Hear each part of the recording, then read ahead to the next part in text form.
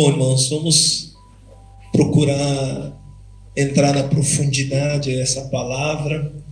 Como eu digo, as palavras desses dias são muito ricas, são muito profundas, são muito densas. E uma hora de palestra, uma hora de homilia seria pouco para esgotar tudo que tem para nos dizer esse santo evangelho que nós acabamos de ler. Nós vamos tentar, no máximo de tempo que nos é permitido, darmos um mergulho profundo dessa palavra. Primeira coisa, Jesus estava à mesa com seus discípulos, era a última ceia, a ceia do Senhor. Portanto, ontem se falava que faltava 6 dias para a Páscoa, hoje nós antecipamos aquilo que ainda está por vir. E por que a liturgia nos faz isso? Justamente porque o estar nessa mesa é um momento enfático, emblemático e fundamental no contexto espiritual e no contexto da vida religiosa, no contexto da vida cristã. Tanto é que São João dedica muitos capítulos somente para essa última semana da vida de Jesus. Praticamente metade do Evangelho de São João é somente para focalizar essa última semana. Então seria pouco as possibilidades que nós temos para nos aprofundarmos em tudo que essa palavra tem para nos dizer. Então eles estão à mesa, Jesus ficou profundamente comovido. Então Jesus está movido de uma grande compaixão, de um grande sentimento. E o sentimento de Jesus é um sentimento de amargura, é um sentimento de tristeza. Imagina, você fica 3 anos com uma pessoa, você se dá àquela pessoa, você dá tudo de você para aquela pessoa, e você sabe que aquela pessoa está por te trair. Você sabe que aquela pessoa, que você não conseguiu alcançar o seu objetivo com aquela vida, com aquela pessoa. Então, aqui mistura um grandíssimo sentimento, mas não um sentimento de coitadinho, né? Aquele lá, viu? Olha aqui, ensinei ele não quis nada com nada, danado, poxa vida, não presta mesmo, perdi tempo com ele, poderia ter escolhido um outro. Não é esse sentimento.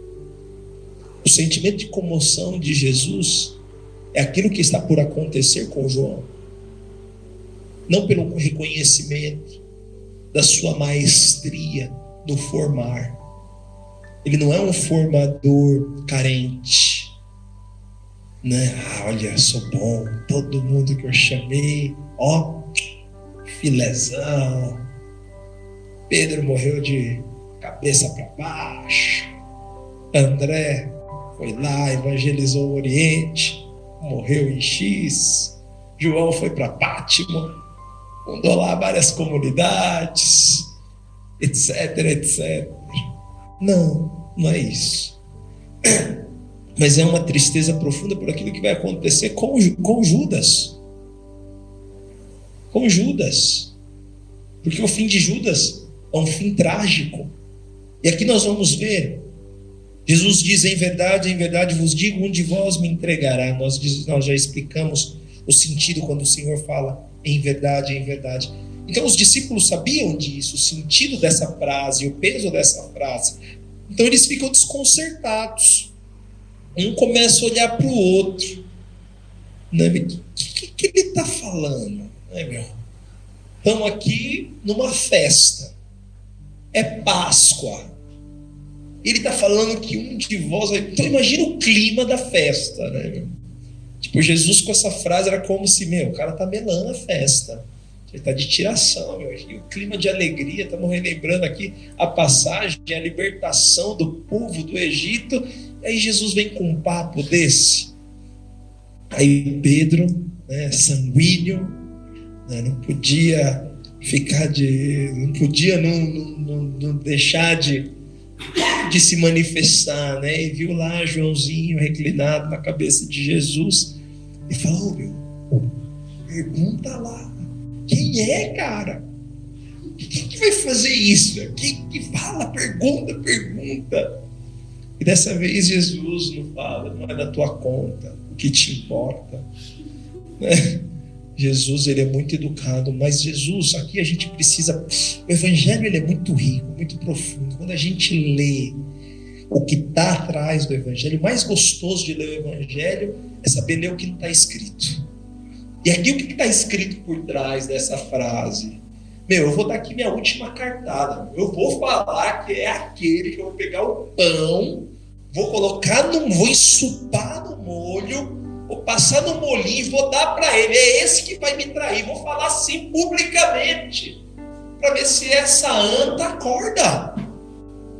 Entende? Eu vou dar minha última cartada, é minha última chance de tentar recuperar esse abençoado, ou na verdade maldito, né?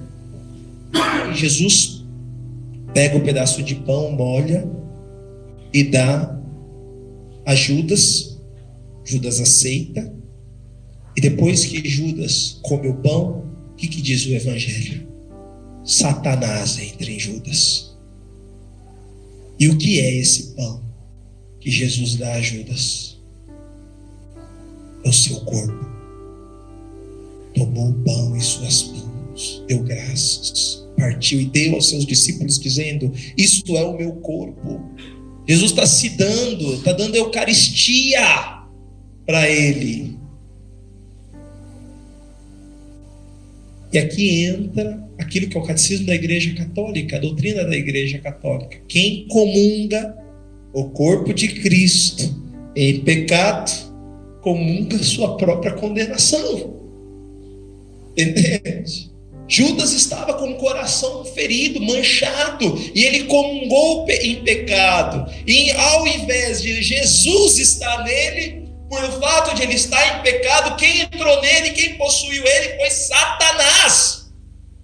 E é isso que acontece quando nós também comungamos nosso Senhor Jesus Cristo em pecado, tendo consciência do pecado, deliberadamente pecador, entende? Eu sei que eu estou com pecado, tenho possibilidade de confessar, não vou me confessar e vou comungar. Estou nem vendo. Você está comungando o capeta, por mais que seja Jesus, mas você está comungando a sua própria condenação, entende? Dá para entender, queridos irmãos? Pergunta para a pessoa que está sentada no teu sofá aí: está entendendo? Está entendendo? Está compreendendo o que diz o Evangelho de Nosso Senhor? E aí Jesus fala: vai depressa, vai. Só que Jesus é Jesus, Jesus é Deus. E não existe mal onde o Senhor não seja glorificado. E com esse gesto, com essa traição, o Filho do Homem é glorificado. Glorificado no alto da cruz, glorificado no seu ápice de amor. Entende? Por isso, até mesmo diante de tudo isso que nós estamos vivendo, dessa pandemia, é para a glória de Deus, gente. É para a glória de Deus. Até mesmo aquele que nos trai é para manifestar a glória de Deus. Parece até estranho. Me vem em mente agora um testemunho de uma pessoa que era apaixonadíssima pelo seu marido, louca de amor pelo seu marido, vivia muito bem com o seu marido, era feliz com o seu marido, era o homem da sua vida, não existia um homem melhor que o seu marido, mas esse grande marido um dia a traiu. E essa mulher ficou desconcertada. Essa mulher estava disposta a perdoar o marido, mas o marido falou: não, eu não te quero mais. E aquela mulher ficou sozinha, solitária. E ela disse que entrando na igreja, viu o ícone de Pentecostes. E disse que ali fez uma oração. E naquela oração ela sentiu uma presença, um fogo, uma graça de Deus tão grande, tão grande, tão grande nela, Ela falou, esse amor ele supera o amor do meu marido. Esse amor é maior do que o amor do meu marido. Daquele momento em diante, ela continuou fiel ao seu marido, sendo fiel a Jesus Cristo, tomando Jesus por esposo. Entende? Ou seja, diante de uma tragédia, Deus foi glorificado na vida dessa pessoa. Porque hoje essa pessoa é uma serva de Deus, é uma pessoa realmente que se doa, é uma pessoa que se entrega, é uma pessoa que se imola, é uma pessoa que faz tudo pela causa de Cristo. Entende, irmãos, como isso é profundo? Então, em tudo que acontece na nossa vida, por isso que aquela palavra, né, a Bíblia, não tem uma vírgula que é à toa, que é jogada ali por nada, entende? Quando a palavra fala que tudo concorre para o bem daqueles que amam a Deus, é verdade. E nem as torrentes, nem as grandes provas conseguirão extinguir esse amor. Cântico dos Cânticos, no capítulo 8, versículo 6 e 7, fala isso. Entende? Nem as torrentes das grandes águas, nada,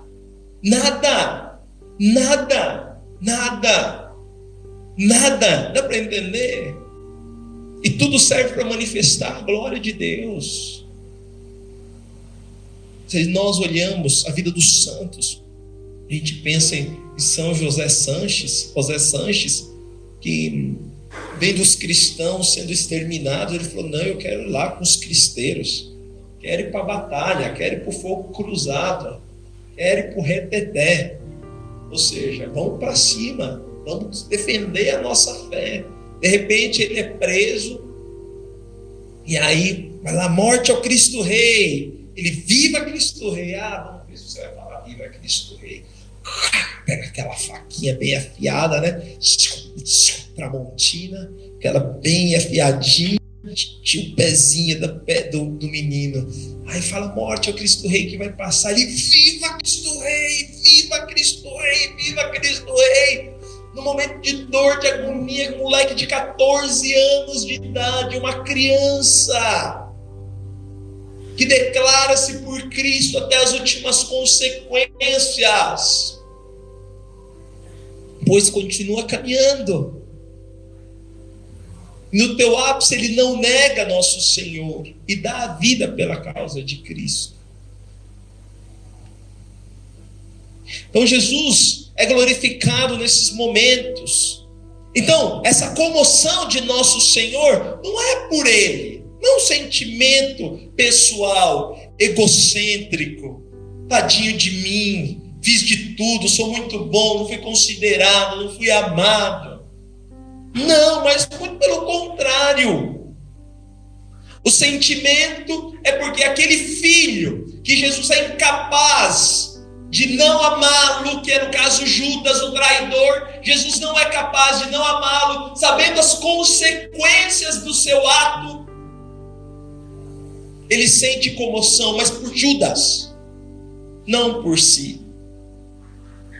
Jesus é um homem maduro, fisicamente, psicologicamente. Assim diz a psicologia, né? Uma pessoa madura é quando ela sabe viver para o outro, quando ela tem a idade de 22, 23, 24, 25 anos, ela sabe viver para o outro. Infelizmente tem gente de 50, 60 que é egoísta, egocêntrica e quer as coisas para si. Entende? Regressão afetiva tem que ser curado, tem que ser liberto, tem que orar a Deus. Entende? Precisa de cura. Porque nós sabemos que no fim das contas Judas vai trair Jesus. Segundo episódio, Judas sai fora, Jesus fala que vai ser glorificado. Começa o segundo discurso, parte B do Evangelho. Filhinhos, por pouco tempo eu estou ainda convosco, vós me procurais, e agora vos digo, como eu disse também aos judeus, para onde eu vou, vós não podeis ir. Jesus está aproveitando da janta para explicar o que vai acontecer. Olha, gente, para onde eu vou, agora vocês não vão poder ir. Então fiquem calmos agora, só agora, né? Para onde eu vou, vós não podeis ir. Calma aí. Aí Simão Pedro, Senhor, onde você vai? Jesus respondeu: para onde eu vou, tu não podes seguir agora. Fica na tua, cara. Segura aí o teu impulso. Segura aí a tua ansiedade. Se Pedro vivesse nos dias de hoje, ele teria que ir no psicólogo por causa de crise de ansiedade. Esse homem era ansioso. Tinha um funiquito dentro dele que não deixava ele em paz. Um corcuminho dentro que ele tinha que saber tudo. Quer saber quem que vai trair Jesus. Quer saber onde Jesus vai. Ô cara enxerido, Jesus. Né? E aí Jesus fala: Simão, Pedro, tu não vai poder seguir agora, mas mais tarde você vai seguir. Ele poderia falar: oh, beleza, legal, né, meu? Jesus vai lá, arruma tudo, deixa no jeito, e depois nós vai, né? Mas não. O bicho é uma anta mesmo. Acha que é alguma coisa. Pedro diz: Senhor, por que não posso te seguir agora?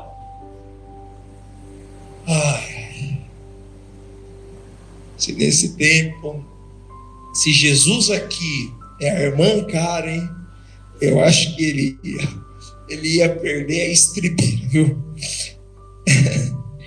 Jesus, acho que ele fica meu Deus do céu, oh meu Deus, quanta paciência eu tenho que ter com esse homem. Aí depois ele fala assim: Senhor, por que eu não posso seguir-te agora? Eu darei a minha vida por ti. Jesus responde: oh meu Deus, darás a tua vida por mim? Né? É como se ele falasse assim: você não sabe o que você está falando, darás a minha vida por mim? Acorda para a vida, meu. Em verdade te digo, o galo não cantará antes que tu me negues 3 vezes. Antes que tu me negues 3 vezes. Ou seja, o que faltava em Pedro? Pedro era um homem que conhecia muito bem os seus impulsos, a sua ansiedade. Ele ia pelo toque, né? Era tocado, ele ia, né? Ia pelo impulso, era um cavalo doido. Era um doidão mesmo. Vamos aí, tem que subir na água, nós sobe, tem que fazer isso, aquilo. Tanto é que ele vai para a pancada, né? Nós vamos ver aí por esses dias, ele pega a espada e vai para cortar o pescoço. Graças a Deus o cara virou, só pegou a orelha. Mas era para degolar. Entende? Esse é Pedro. Impulsivo.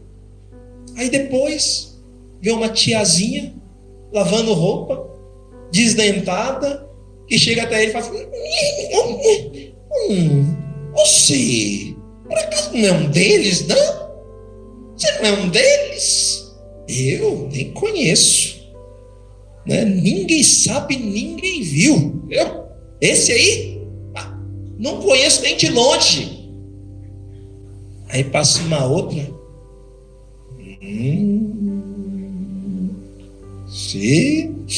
Cheiro estranho, você parece com esse aqui, ó, que está sendo crucificado. Nem conheço, gente. Nunca vi. E pela 3ª vez, Pedro nega Jesus. Entende? Tem coragem de matar um soldado, mas diante de uma tiazinha, ele nega Jesus. Não, esses somos nós. Judas e Pedro é eu e você, gente. Nós somos Judas e Pedro. Esperando que o nosso destino seja pelo menos como o de Pedro, que teve a coragem de pedir perdão a Jesus e se reconciliou com o Senhor. Né? Não deixemos que o orgulho possa nos levar ao suicídio. E suicídio, gente, não é só fazer como Judas, não. Pegar uma corda, pendurar numa árvore e se enforcar. Suicídio é eu não renegar, é eu não aceitar que Jesus é o meu Senhor e que Ele pode tudo na minha vida. Suicídio é eu querer viver do meu jeito. Suicídio é eu querer fazer as coisas do jeito que eu penso e do jeito que eu acho bom. Isso é suicídio. Tem um ditado que fala, né? Obedece quem pode. E qualquer obedece quem pode. Manda quem pode e obedece quem tem juízo, né? Assim diz o ditado: manda quem pode, obedece quem tem juízo. Quem pode mais que Jesus? Ninguém. Aí você pega aqui Pedro, só porque foi constituído, né? Tu és Pedro, sobre essa pedra edificarei a minha igreja, né? Era o chefão, né? Você pode ver que ele era chefe. Depois de Jesus, o pessoal obedecia a Pedro. Ô, João, pergunta aí quem que vai ser o maluco aí que vai trair ele. Fala aí, cochicha. O Gabriel deve estar se divertindo com essa menina. Pergunta para ele. Gabriel é um que fala muito na gíria, viu, gente? Mas enfim, aquilo que eu estou querendo dizer. Pergunta aí, fala. E o povo obedecia. O Pedro tinha uma moralzinha assim entre aqueles que estavam, né, no meio dos discípulos, né? Porque os jovens da escola de missão que estavam acompanhando era tipo a Isa, assim, sabe? A Isa no nosso meio, quando não tá os formadores, assim, todo mundo obedece a Isa, né? Eu tô brincando. Mas enfim, o que eu quero dizer, né, Pedro era aquele que tinha mais moral na turma, né? Só que ele tinha um problema, ele não se conhecia. Agora, entrando na profundidade dessa palavra, mesmo assim falando de maneira muito descontraída, eu acredito que todo o conceito daquilo que estamos refletindo e meditando é muito profundo, né? Nós somos chamados a nos conhecer, a olhar verdadeiramente para dentro de nós. E se Jesus está falando, vamos aceitar, gente. Não vamos querer fazer diferente. Jesus está falando, eu vou, e depois você vem. Aceita. Fica calmo. Eu sei que você quer ficar pertinho de Jesus e quer ir agora com ele. Mas é preciso ter paciência. É preciso ser paciente. É preciso esperar um pouquinho. Entende? O importante é seguir o que Jesus nos fala, o que Jesus nos diz. Né? Façamos atenção para não sermos como Judas e o abandoná-lo. E também façamos atenção para não nos enchermos de prepotência e orgulho e acharmos que tudo é feito da nossa maneira e da nossa forma. Assim seja.